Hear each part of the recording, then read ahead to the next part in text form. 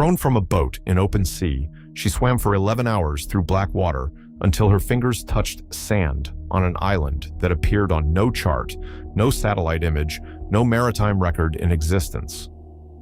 Elena Voss was 23 years old, a marine biology graduate student with $41 in her checking account and a research fellowship that was supposed to change her life. What she found on that island, structures that shouldn't exist, a woman who had been missing for 31 years, and a truth so deeply buried that 3 governments had conspired to erase it, would change far more than her life. She expected to die that night. What she didn't expect was to discover that someone had been waiting for her on an island that didn't exist, for longer than she'd been alive.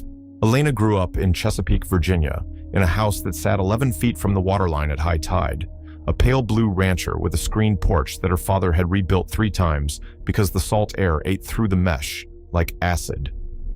Her mother, Joan, was a bookkeeper for a seafood distributor who smelled like shrimp and calculator ink when she came home at 6:15 every evening.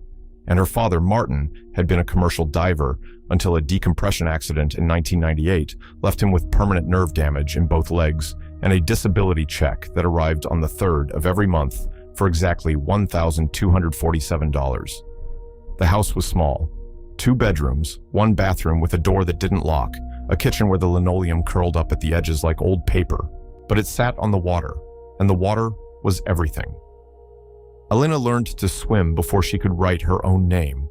Her father would carry her into the Chesapeake Bay on his damaged legs, gritting his teeth against the cold and the pain, and lower her into water that was 63 degrees in May, and she would kick and splash and laugh with the ferocity of something born to be exactly where it was. By the time she was 7, she could swim a quarter mile without stopping. By 12, she was diving off the municipal pier and holding her breath for 2 minutes and 40 seconds, counting in her head the way her father had taught her, slow and steady, treating each number like a promise she was making to herself. Her mother watched from the porch with an expression that was equal parts pride and terror, the way mothers watch when they understand that the thing their child loves most is the thing most likely to take them away. She was not a remarkable student in the traditional sense. Her grades were adequate, occasionally good, rarely exceptional. What she had was something that couldn't be measured by standardized tests or report cards, an obsessive, almost feral curiosity about what lived beneath the surface of things. She kept jars of creek water on her windowsill and watched the organisms move under a $12 microscope her father bought at a yard sale. She filled notebooks with drawings of fish skeletons she found on the beach, labeling every bone with names she invented because she didn't yet know the real ones. Her biology teacher in 9th grade, a tired man named Mr. Farnham, who had been teaching the same curriculum for 22 years, pulled her aside one afternoon and said something she would carry with her for the rest of her life. He said, "Elena, you don't just look at things, you see them. There's a difference, and most people never figure out what it is."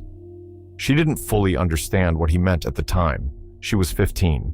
She understood it later, in the dark water, when seeing was the only thing that kept her alive.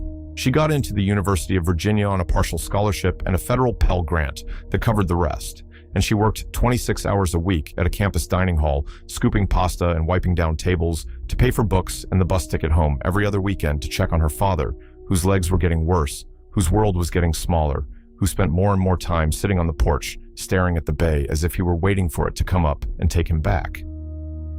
Her mother had developed a cough that year, a dry, persistent thing that she blamed on allergies and dust in the ancient HVAC system at the seafood distributor's office. It wasn't allergies.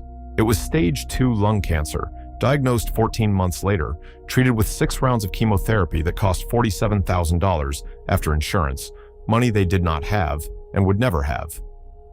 Joan Voss died on a Tuesday in March in a hospital room that smelled like bleach and artificial flowers, holding her daughter's hand with a grip that had been strong enough to crack walnuts when Elena was a girl, but was now so weak it felt like holding a collection of warm sticks wrapped in paper.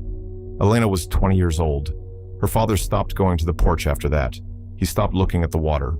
Something in him had broken that could not be repaired by any amount of time or therapy or the slow turning of seasons, and Elena understood, with the clarity that grief forces upon you whether you want it or not, that she was now alone in every way that mattered.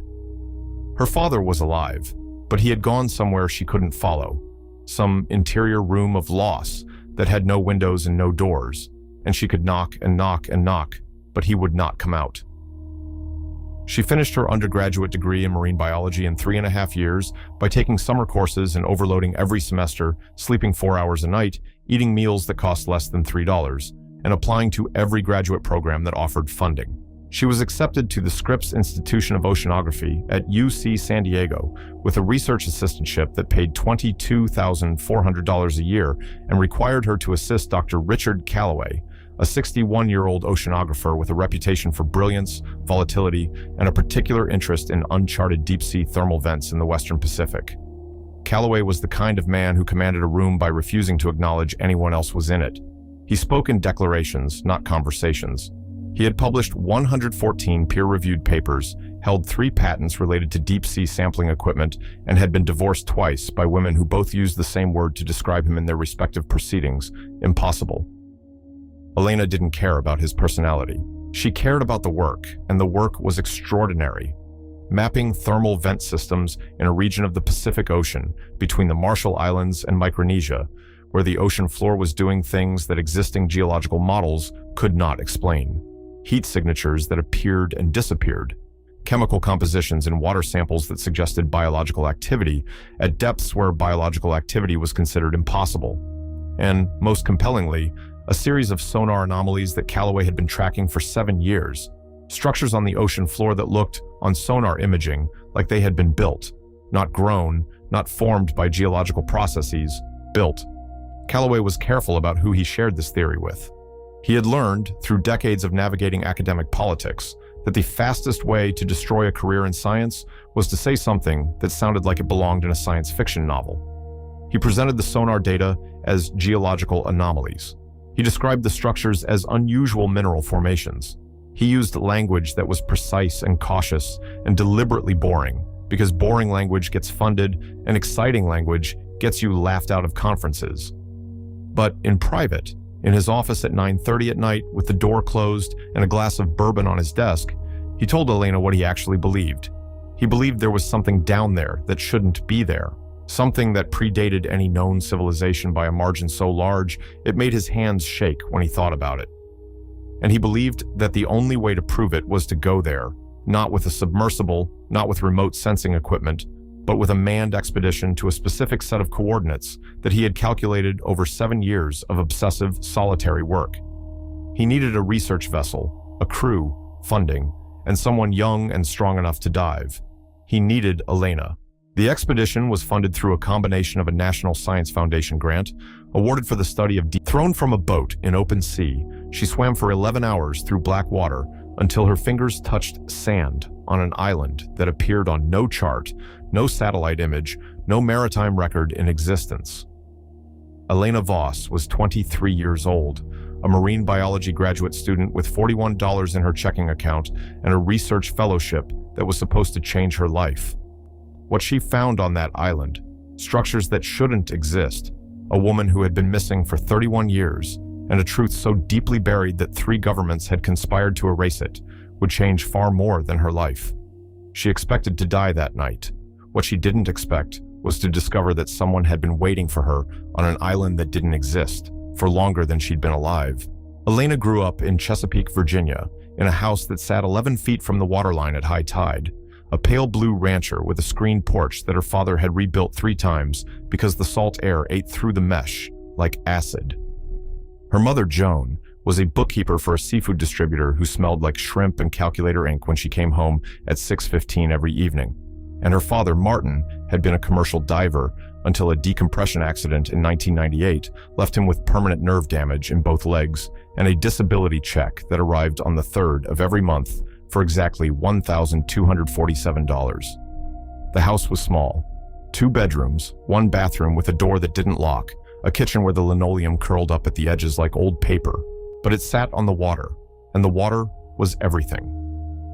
Elena learned to swim before she could write her own name.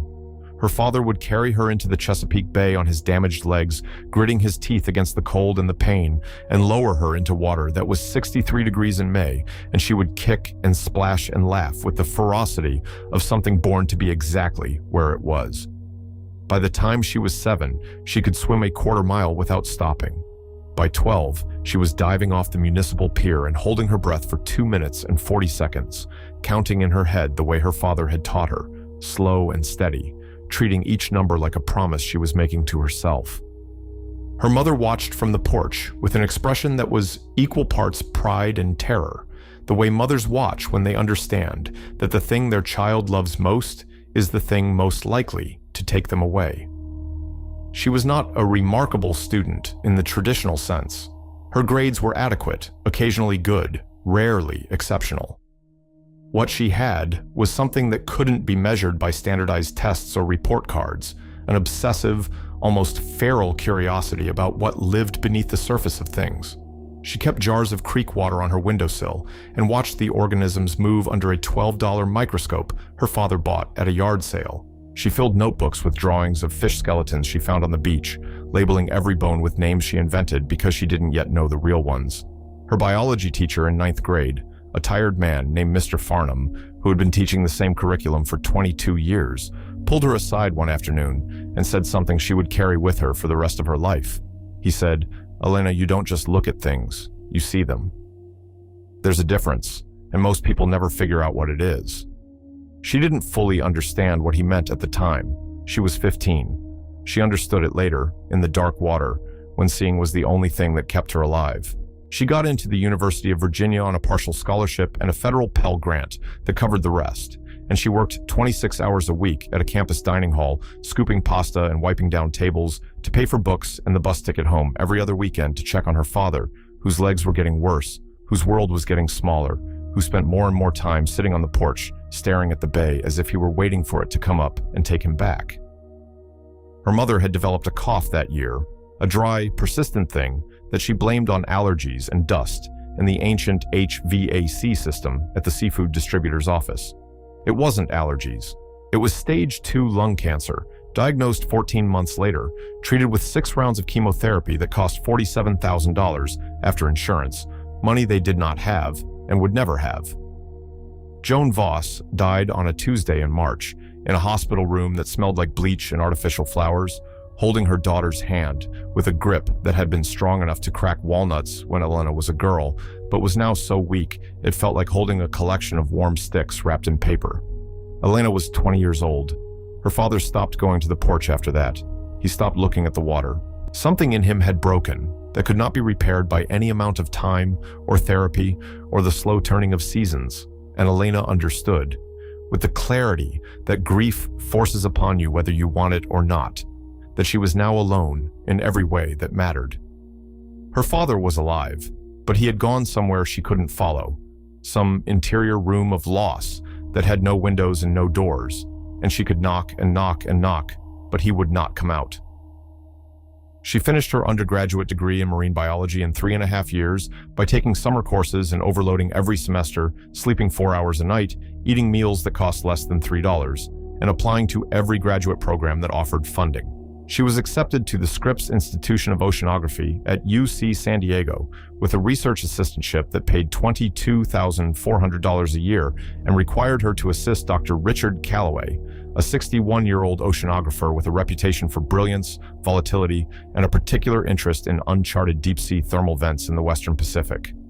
Calloway was the kind of man who commanded a room by refusing to acknowledge anyone else was in it. He spoke in declarations, not conversations.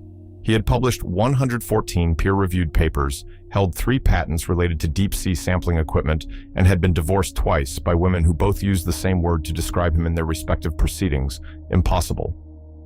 Elena didn't care about his personality. She cared about the work, and the work was extraordinary. Mapping thermal vent systems in a region of the Pacific Ocean between the Marshall Islands and Micronesia, where the ocean floor was doing things that existing geological models could not explain. Heat signatures that appeared and disappeared, chemical compositions in water samples that suggested biological activity at depths where biological activity was considered impossible, and, most compellingly, a series of sonar anomalies that Calloway had been tracking for 7 years, structures on the ocean floor that looked, on sonar imaging, like they had been built, not grown, not formed by geological processes, built. Calloway was careful about who he shared this theory with. He had learned, through decades of navigating academic politics, that the fastest way to destroy a career in science was to say something that sounded like it belonged in a science fiction novel. He presented the sonar data as geological anomalies. He described the structures as unusual mineral formations. He used language that was precise and cautious and deliberately boring, because boring language gets funded and exciting language gets you laughed out of conferences. But in private, in his office at 9:30 at night with the door closed and a glass of bourbon on his desk, he told Elena what he actually believed. He believed there was something down there that shouldn't be there, something that predated any known civilization by a margin so large it made his hands shake when he thought about it. And he believed that the only way to prove it was to go there, not with a submersible, not with remote sensing equipment, but with a manned expedition to a specific set of coordinates that he had calculated over 7 years of obsessive, solitary work. He needed a research vessel, a crew, funding, and someone young and strong enough to dive. He needed Elena.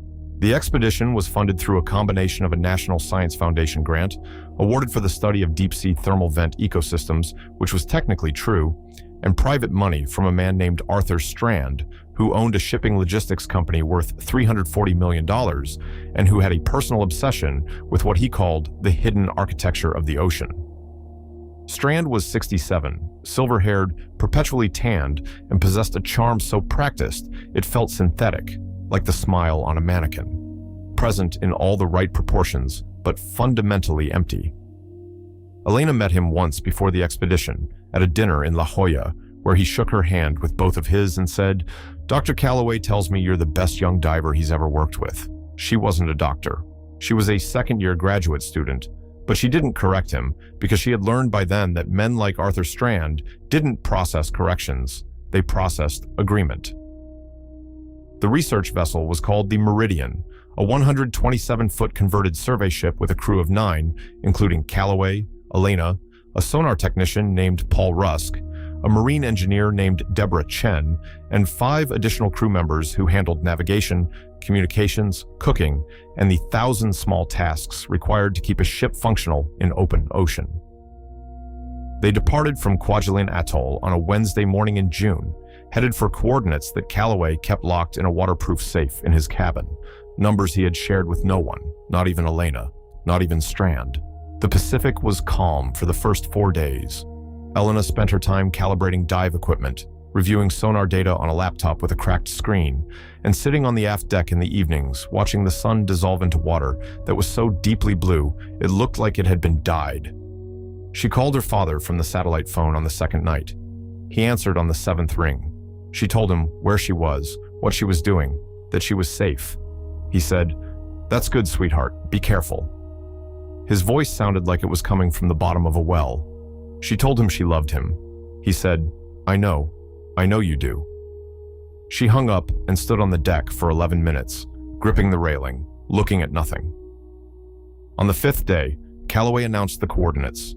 They were 247 nautical miles northeast of their current position, in a stretch of ocean that was, according to every chart on the ship, empty. No islands, no reefs, no shoals, nothing but open water with a depth of approximately 14,000 feet.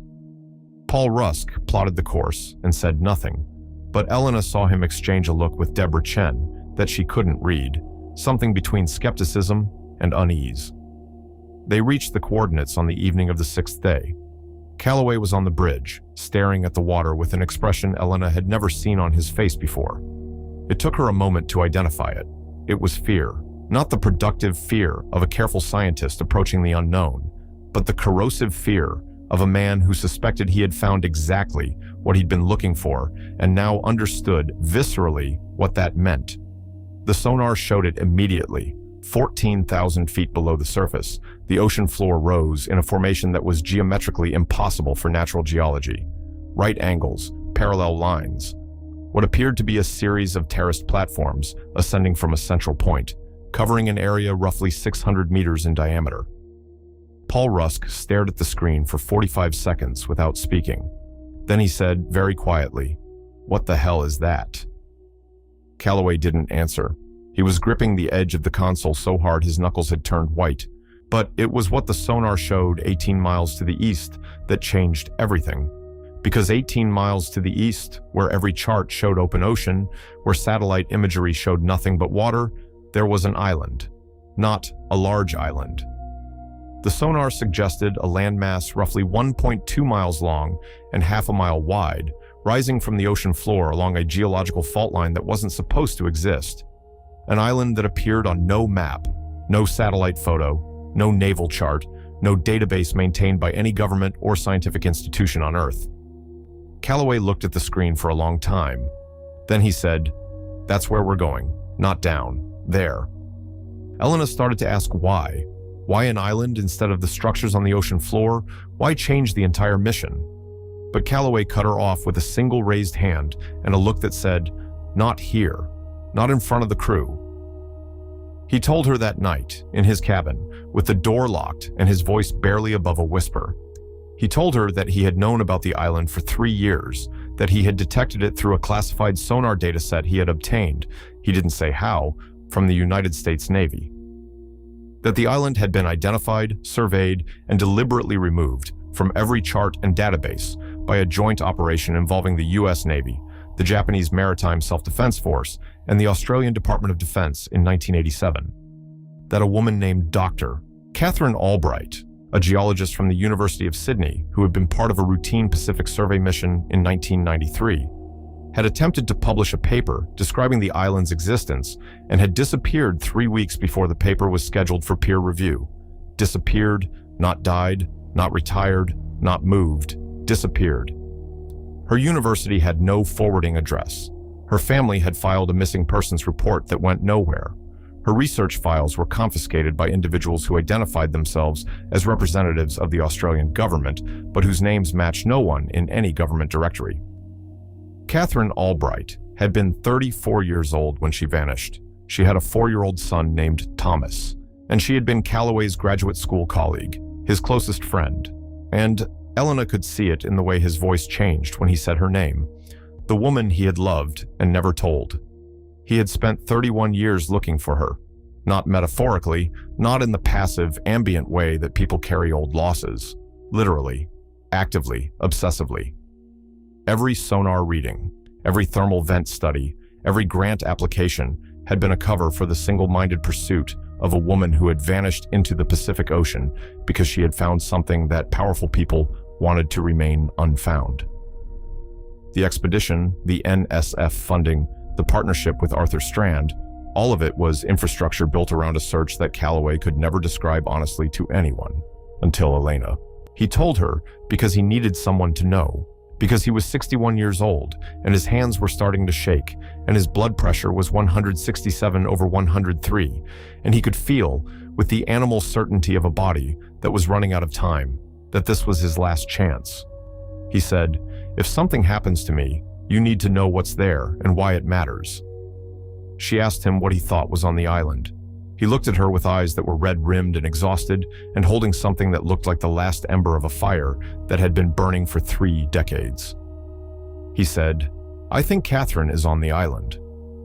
She asked how that was possible, how a woman could survive alone on an uncharted island for 31 years. He said, "I don't think she's alone. They changed course at dawn. The crew was told the island was an uncharted volcanic formation that Calloway wanted to survey before beginning the deep water work. A plausible explanation that no one questioned, because Calloway was the kind of authority figure whose decisions were not questioned. The Meridian approached the island from the southwest at 11:40 in the morning, and Elena stood on the bow and watched it materialize from the haze with a feeling she could only describe later as wrongness. Not fear, exactly, not wonder. Something more fundamental, the sense that what she was looking at should not be there, that reality had made an error and she was seeing the glitch. The island was low and green, covered in vegetation that was impossibly dense for a volcanic formation in the middle of the Pacific. There were trees, tall, broad-canopied trees that looked like a species of banyan, but with a trunk structure she didn't recognize. There were birds circling above the canopy, large and dark-winged, making no sound. The water around the island was a shade of turquoise so vivid it looked artificial, like someone had poured dye into the ocean. And there was a beach, a crescent of white sand on the southern shore, with something on it that made Elena's breath stop in her chest. There were structures on the beach, not debris, not natural formations, structures. A shelter made from what appeared to be salvaged metal and woven palm fronds. A fire pit with a thin column of smoke rising from it. And what looked, from 400 meters out through binoculars, like a garden. Rows of plants, carefully tended, arranged in the geometric precision of someone who had been doing this for a very long time. Calloway saw it too. He lowered his binoculars, and his face did something Elena had never seen a human face do before. It collapsed and reconstructed itself in the span of 2 seconds, grief and hope and terror passing through his features like weather across a landscape. He said, "She's alive." He said it like a prayer. He said it like a man who had been holding his breath for 31 years and was finally, terrifyingly, allowed to exhale. What happened next happened fast and without warning. Arthur Strand, who had been below deck for most of the approach, appeared on the bridge. He was accompanied by 2 men Elena had never seen before, large, calm-faced men in dark clothing who moved with the deliberate efficiency of people trained to control spaces and bodies. Strand looked at the island through the bridge windows with an expression of satisfaction so pure it made Elena's stomach turn. He turned to Calloway and said very calmly, "Thank you, Richard. You've done exactly what I needed you to do." The 2 men positioned themselves on either side of Calloway. Strand explained, in the patient, measured tone of a man who enjoys explaining things to people who cannot stop him, that he had funded this expedition not because he cared about thermal vents or ocean architecture, but because he had spent 14 years and $11 million trying to find this island, and Calloway's obsession with Catherine Albright had been the only lead that ever produced results. He had monitored Calloway's research for 6 years. He had embedded one of his own people on the crew, the communications officer, a quiet man named Harris, who Elena had barely spoken to track their progress and report back. And he had no intention of allowing Calloway, Elena, or anyone else on the ship to leave with knowledge of the island's location.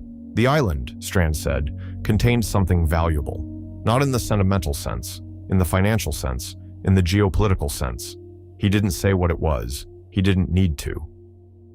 The 2 men escorted Calloway to his cabin and locked the door from the outside. Elena was on the aft deck when it happened.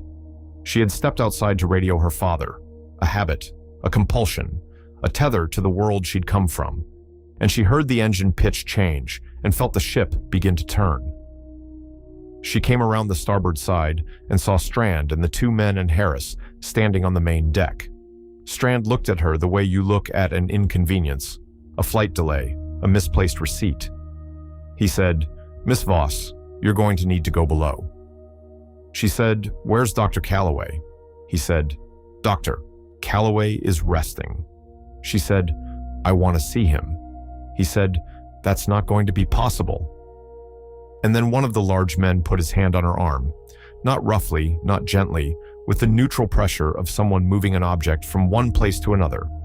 And she pulled away, and the pulling became a struggle, and the struggle ended when she went over the railing backward and hit the water from a height of 9 feet.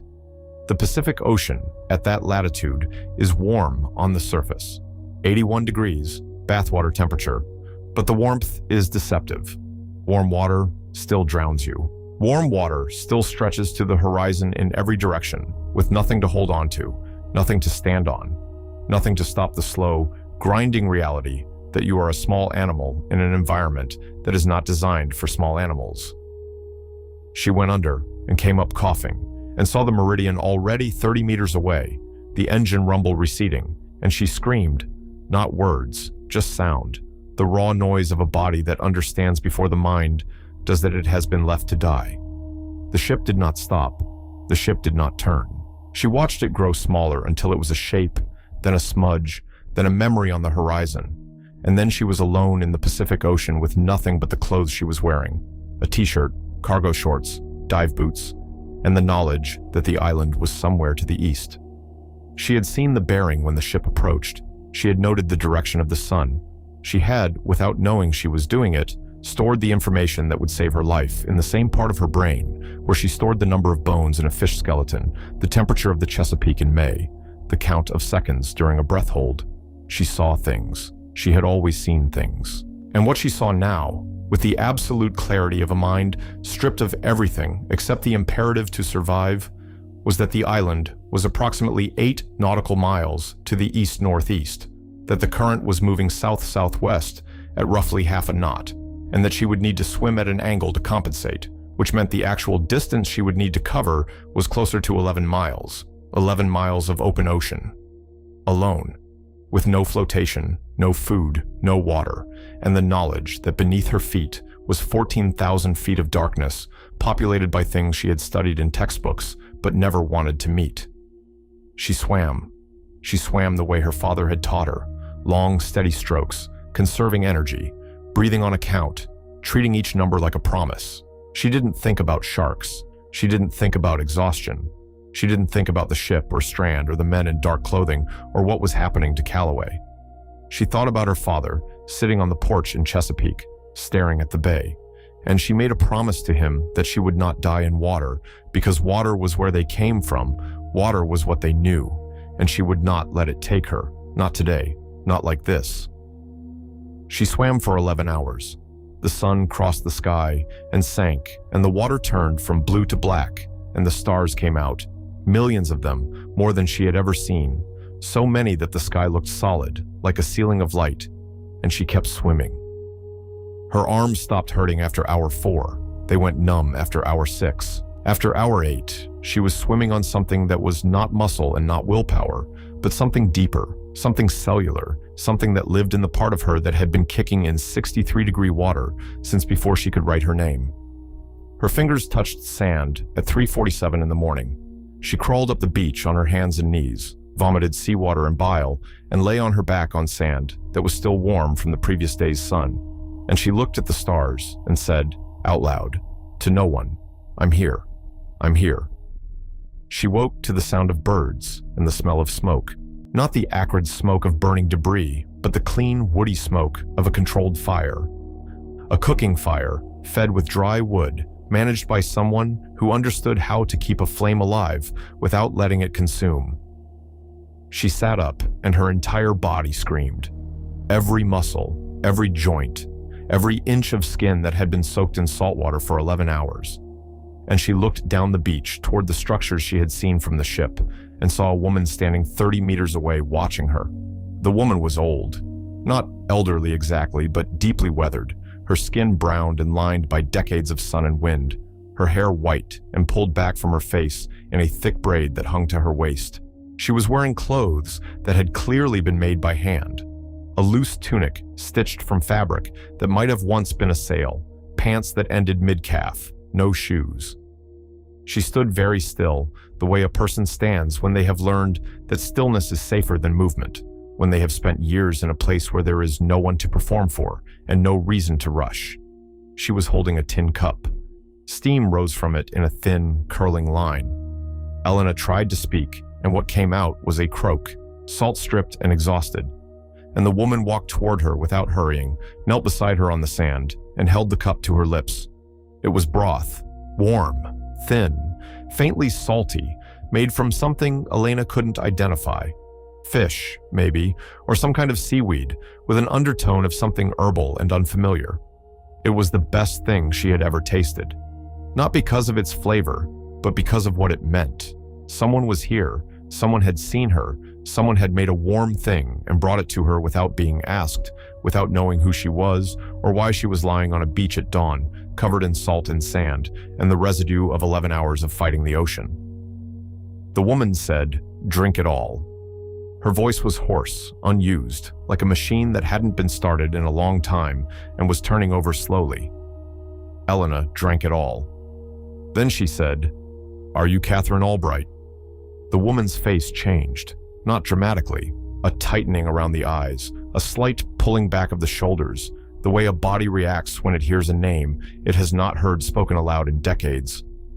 She said, "No one has called me that in a very long time." Elena said, "Richard sent me. Richard Calloway." and Catherine Albright, 65 years old, alone on an island that didn't exist for 31 years, survivor of something Elena was only beginning to understand, closed her eyes and pressed her hand against her chest as if holding something inside that was trying to escape. She said, "He kept looking." She said it the way Elena's father used to talk about the water, like it was the only thing that had ever been real. She said, "I knew he would. I always knew he would." And then she sat down on the sand next to Elena and cried the way the ocean moved during a storm, fully, powerfully, with the accumulated force of 31 years of silence.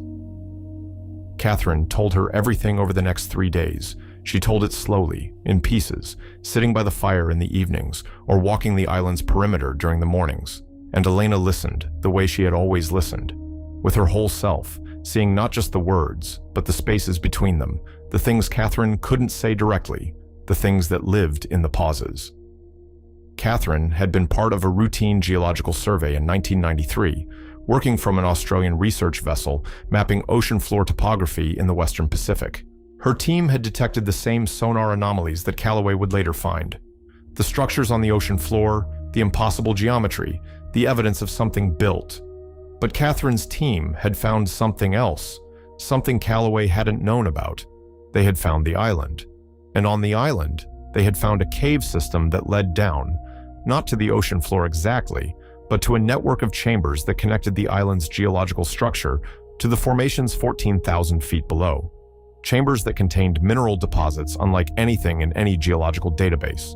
Minerals with properties that Catherine, even with her PhD and her years of field experience, could not fully explain. One mineral in particular, a dense, dark, crystalline substance that Catherine had tentatively classified as a new element, exhibited properties that were, in the strictest scientific sense, impossible. It generated a low-level electromagnetic field without any apparent energy source.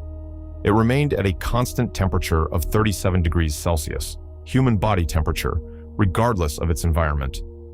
And when Catherine ran a mass spectrometry analysis, using the portable equipment on the survey vessel, the results came back with an atomic structure that didn't correspond to any known element on the periodic table. She wrote a paper, she documented everything, she prepared to publish. And then men in suits arrived at her university. Not Australian military, not government officials she recognized, but something else, something that operated in the spaces between governments. And they took her files, her samples, her computer, and her. They brought her back to the island. They told her she would remain there until they decided what to do with the discovery, and they left her with 6 months of supplies and a radio that could receive but not transmit. That was in 1993. They never came back. 6 months of supplies became a year of survival, which became 5 years of adaptation, which became a decade of something that was not quite life and not quite death, but something in between. A suspended existence, a held breath that went on and on and on. Catherine learned to fish with hooks she fashioned from the metal straps of supply crates.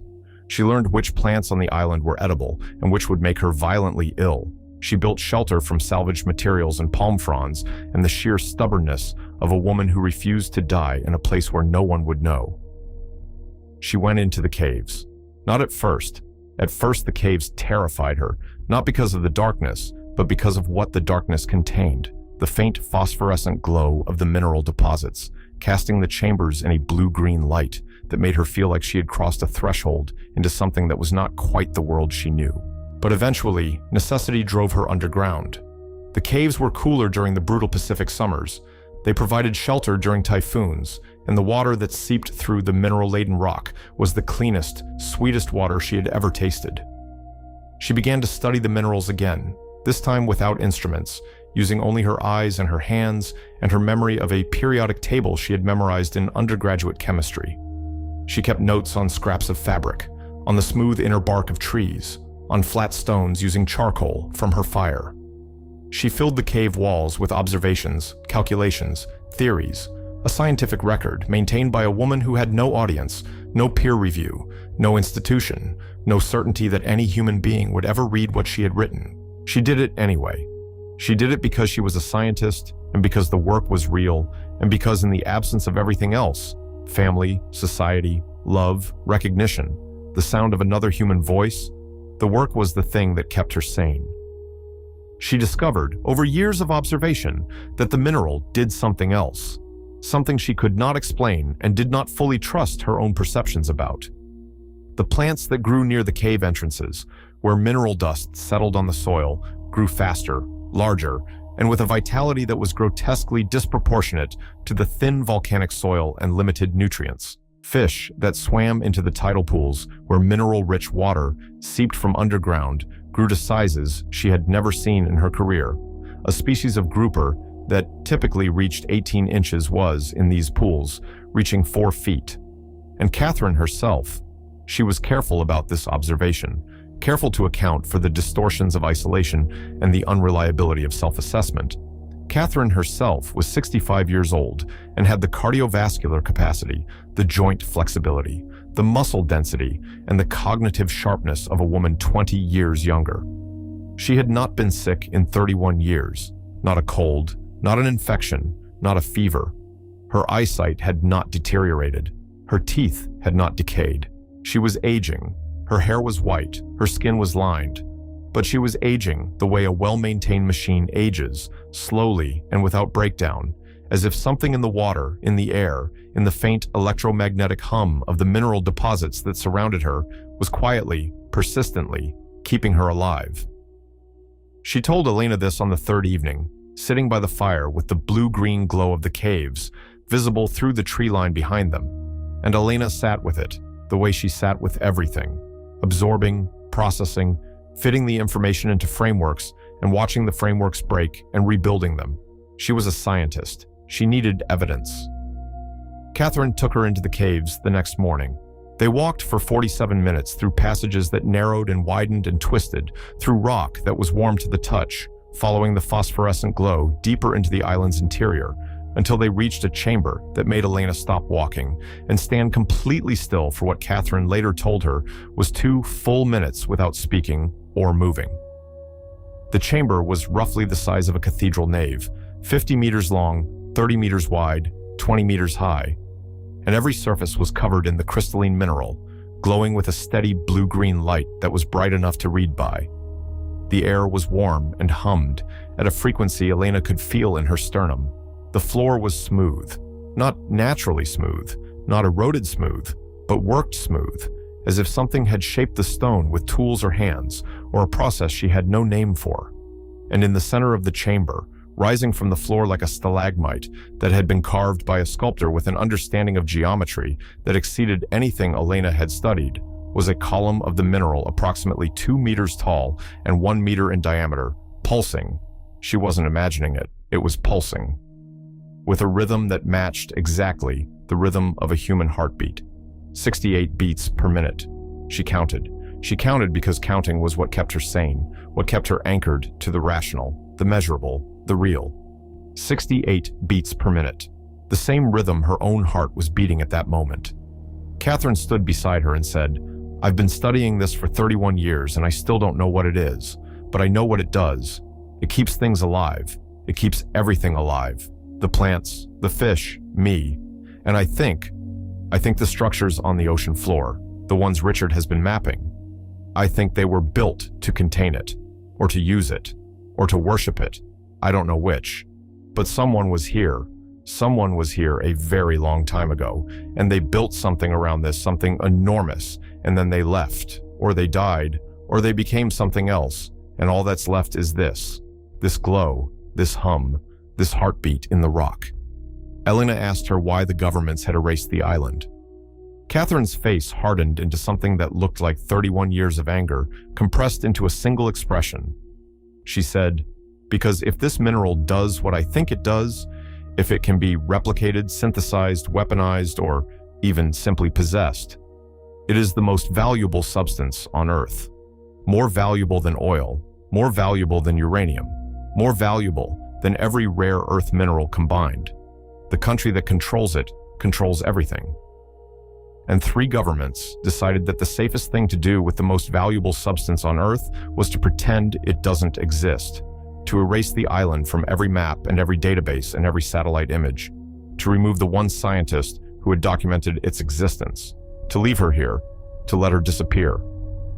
She paused, She looked at Elena with eyes that were fierce and tired, and burning with something that was not madness, but was close enough to madness to make Elena's skin prickle. She said, "They didn't kill me. I'll give them that. They didn't kill me. They just took away everything I was and left me here to become someone else. And I did. I became someone who talks to rocks and measures the heartbeat of a cave." She almost smiled. Not quite, but the ghost of one. They had 4 days. 4 days before the sound of an engine broke the silence of the island for the first time in 31 years. Elena heard it first. Her ears were younger, sharper, tuned by 11 hours in open water to the difference between wave noise and mechanical noise. And she stood on the beach and saw a boat approaching from the northwest. Not the Meridian. A smaller vessel, fast, gray-hulled, with no markings. Strand. It had to be Strand. He had returned for the mineral, the thing he had been looking for, the thing he had funded Calloway's entire career to find. Catherine stood beside her on the beach, and her face went very still and very cold, and she said, "They always come back." Elena said, "What do we do?" Catherine looked at her for a long time. Then she said, "We show them what the cave shows everyone who enters it with the wrong intentions." Elena didn't understand what that meant. She didn't understand until later, until the boat reached the shore and Strand stepped off with his 2 men and Harris and a case of equipment that Elena recognized as mineral extraction tools, and Catherine led them all, Strand, his men, Elena, into the caves with the calm authority of a woman who had been the sole inhabitant of this place for 3 decades and understood it the way a body understands its own organs. Calloway was not on the boat, Elena asked. Strand said he was safe, contained, and would be released when the operation was complete. His tone suggested that none of these words meant what they typically meant. Elena filed this information in the part of her mind that was building a plan she didn't fully have yet, but could feel forming the way she could feel the hum of the mineral in her sternum. An emerging pattern, not yet visible, but present. They walked into the caves. Strand walked with the eagerness of a man approaching a transaction he had been negotiating for 14 years. His men walked with their hands near their waists, where Elena could see the outlines of weapons beneath their jackets. Harris walked with the mechanical gait of someone following orders. Catherine walked ahead of them all, her bare feet silent on the warm stone, her white braids swinging, leading them deeper and deeper into the blue-green glow. When they reached the chamber, the cathedral chamber, the chamber with the pulsing column, Strand stopped walking, and his face underwent the same transformation that Elena's had. But where Elena had felt awe and terror, and the humbling recognition of something beyond her understanding, Strand's face showed something else entirely. Calculation, assessment. The expression of a man looking at a resource and computing its market value. He said, "It's everything the files suggested." He turned to his men and said, "Start sampling." One of the men opened the equipment case and removed a diamond-tipped core drill. He approached the column. Catherine said, "I wouldn't do that." Strand looked at her with the polite dismissal of a man who has never taken a woman's warning seriously in his life and said, "Dr. Albright, you've been out of the scientific community for 3 decades. I appreciate your concern, but we have this in hand." The man with the drill positioned it against the column. He activated it. The drill bit made contact with the mineral surface, and for a moment, 1 second, 2 seconds, it cut normally, producing a thin line of glowing dust. Then the hum in the chamber changed.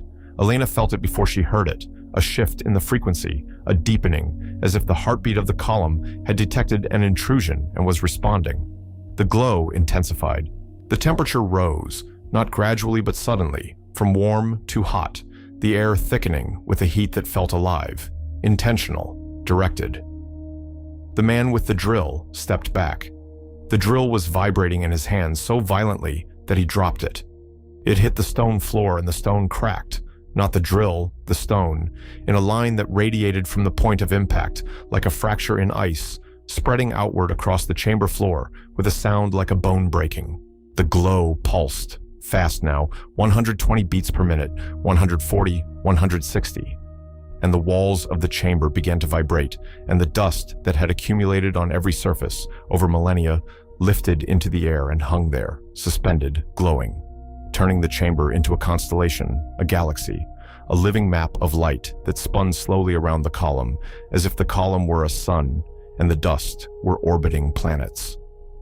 Strand said, "Get out." He said it the way a man says it when he realizes, too late, that he has underestimated something fundamental about the situation he has entered. His men were already moving. Harris was already running. Catherine stood perfectly still in the center of the chamber, in the middle of the spinning light, with her arms at her sides and her eyes closed, and an expression on her face that Elena could only describe as peace. Elena grabbed her arm and said, "Catherine, we have to go." Catherine opened her eyes and they were bright, not with the glow of the mineral, not with reflected light, but with something internal, something that 31 years of proximity to this place had put inside her. She said, "It won't hurt us. It only responds to extraction, to taking. It's been protecting itself for longer than humans have existed. It doesn't need us to protect it." She paused, but they don't know that. Elena looked at the retreating figures of Strand and his men, scrambling through the narrow passage toward the surface, and she understood. The cave wasn't dangerous. The column wasn't dangerous. The mineral's response, the heat, the vibration, the spectacular display of light, was not an attack. It was a boundary, a line drawn by something ancient and patient and utterly indifferent to human greed. It was saying no. And it was saying no in a language so overwhelming that men with weapons and diamond-tipped drills and $340 million in corporate resources were running from it like children from a thunderstorm. Elena and Catherine walked out of the caves at a normal pace, following the glow back to the surface, emerging into sunlight that felt thin and ordinary after the luminous density of the chamber.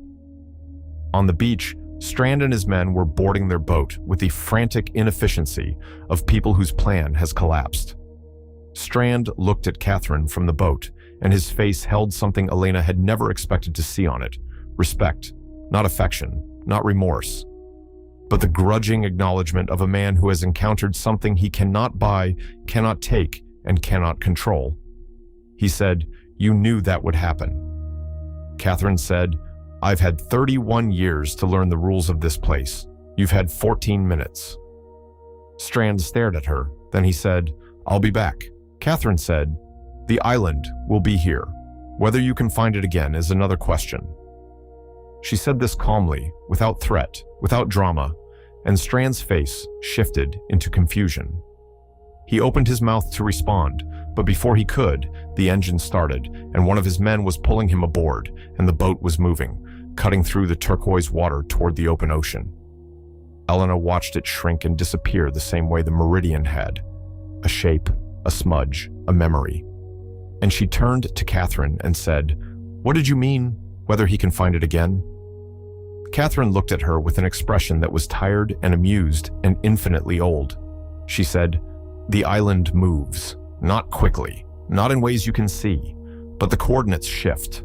A quarter degree this year, half a degree next year. I've tracked it for 3 decades. It migrates along the fault line like a living thing. The Navy charted it in 1987, and when they came back in 1988, it was 11 miles from where they'd left it.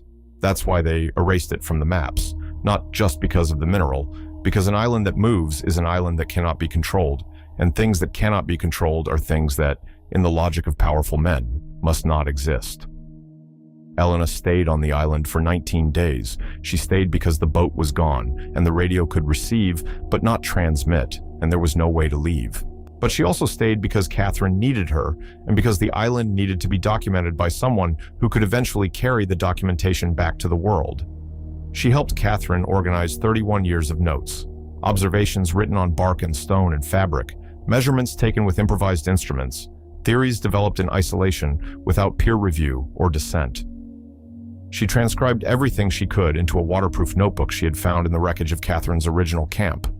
A notebook that had survived 3 decades of tropical weather because it had been stored in one of the cave chambers where the mineral's electromagnetic field apparently preserved organic materials with the same patient efficiency that it preserved Catherine's body. She swam every day to maintain her strength, circling the island in long, steady loops, her father's counting rhythm in her head.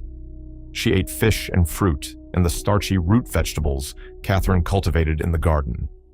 She drank water from the caves that tasted like cold stone and something faintly sweet, something that had no name.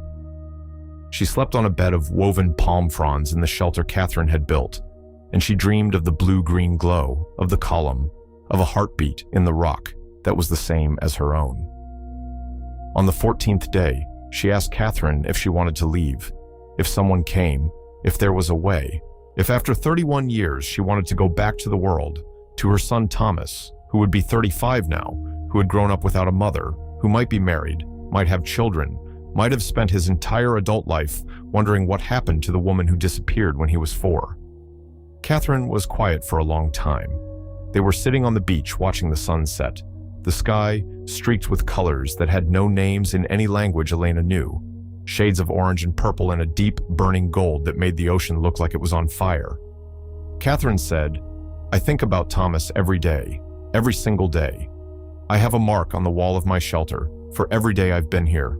11,315 marks, 11,315 days of thinking about my son." She paused. "But I'm not the same person who was taken from him. I've been changed by this place, by the mineral, by the solitude, by the years. I don't know if I can go back to being Catherine Albright, geologist, mother, citizen of the world. I don't know if that person exists anymore." She looked at Elena with eyes that were clear and sad and honest. She said, "But I want him to know I'm alive. I want him to know I didn't leave by choice. I want him to know that I thought about him every single day. Can you do that for me?" Not a question, a request that carried the weight of 11,315 days. Elena said, "I will." She said it the way her father had taught her to say things that mattered, simply, directly, without decoration. A promise made plainly is a promise kept. On the 19th day, a fishing vessel appeared on the eastern horizon. Not Strand's boat, not a military vessel. A 60-foot tuna longliner operating out of Majuro, crewed by 4 Marshallese fishermen who had been blown off course by a storm system and were navigating by stars and experience because their GPS had malfunctioned 3 days earlier. They saw the island the way you see a miracle, with disbelief followed by gratitude, followed by the practical question of whether it had fresh water. Elena swam out to meet them. She swam a quarter mile through water that was warm and clear and full of fish that were far too large, and she reached the boat and grabbed the gunwale and said, in a voice that was hoarse and salt-stripped and shaking, "My name is Elena Voss. I'm a graduate student from the University of California, San Diego. I've been stranded on this island for 19 days. I need help."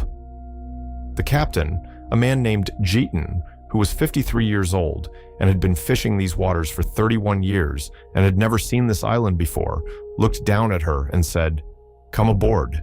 We've got water and rice and a radio that works." His voice was calm. His hands were steady. He asked no questions. He provided food, shelter, and a single crucial connection to the world she had been separated from. Kindness is free, but it is worth more than gold.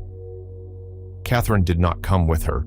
Elena had asked, had pleaded, had stood on the beach with her hands at her sides and tears cutting lines through the salt on her face. Catherine had held her, the first human embrace she had experienced in 31 years, and said, "Not yet. I'm not ready yet, but I will be. You go first. You tell the world what's here. You find Thomas, and when the phone rings, you answer." Elena didn't understand the last part, not then. She understood it 7 months later, when a satellite phone rang in her apartment in San Diego at 3 in the morning, and a voice she recognized, hoarse, unused, like a machine turning over slowly, said, "I'm ready, come get me." And Elena answered. When the phone rings, you answer. You answer because promises made plainly are promises kept, and because the people who survive, the people who endure the ocean, and the cave, and the silence, and the 31 years of solitude, are the people who deserve to be answered. Elena returned to the world carrying the waterproof notebook and the knowledge of what was beneath that island and the coordinates, approximate, shifting, alive, of a place that 3 governments had conspired to erase. She filed a report with the U.S. Coast Guard about being thrown from a vessel at sea, and an investigation was opened into Arthur Strand's activities that would eventually result in federal charges, kidnapping, unlawful imprisonment, conspiracy to commit theft of natural resources, that Strand's lawyers would fight for 3 years before he accepted a plea deal that sent him to a minimum security facility in Connecticut for 7 years. Calloway was found on the Meridian, which had been abandoned at a port in the Marshall Islands. He was dehydrated, disoriented, and had a hairline fracture in his left wrist from where one of Strand's men had restrained him, but he was alive. When Elena told him Catherine was alive, he sat on the edge of a hospital bed in Majuro and put his face in his hands, and his shoulders shook, and he didn't speak for 4 minutes and 22 seconds. She counted. She counted because counting was what she did. When he looked up, his face was wet and raw and open in a way she had never seen. He said, "Does she know I never stopped looking?" Elena said, "She always knew." Elena found Thomas Albright in Melbourne, Australia. He was 35, an electrician, married to a woman named Sophie, father of 2 girls aged 6 and 3. He lived in a brick house with a small yard and a dog and a life that had been built on the foundation of a missing mother. Every room of that life shaped by the hole she had left. Elena sat at his kitchen table and told him everything. And Thomas listened the way people listen when the thing they are hearing is simultaneously the best news and the most painful news they have ever received. His mother was alive. His mother had not abandoned him. His mother had been taken and imprisoned and survived and was waiting on an island that moved for someone to come and bring her home. He cried the way his mother had cried on the beach, fully, powerfully, without restraint. His wife held his hand. His daughters watched from the doorway with the wide, solemn eyes of children who understand that something enormous is happening, even if they cannot name it. The 6-year-old, a girl named Alice, walked to Elena and said, "Is the island pretty?" Elena looked at this child, this small, grave person who had asked the one question none of the adults had thought to ask, and said, "It's the most beautiful place I've ever seen." Alice nodded, satisfied, as if beauty were the only thing that really mattered, and in that moment, Elena thought she might be right. 7 months later, Elena and Calloway and Thomas chartered a vessel out of Majuro and sailed to coordinates that Catherine had transmitted over the satellite phone, coordinates that were, as she had predicted, 14 miles from where the island had been when Elena left. They found it at dawn. It materialized from the morning haze the same way it had the first time, low and green and wrong and beautiful. And Thomas stood on the bow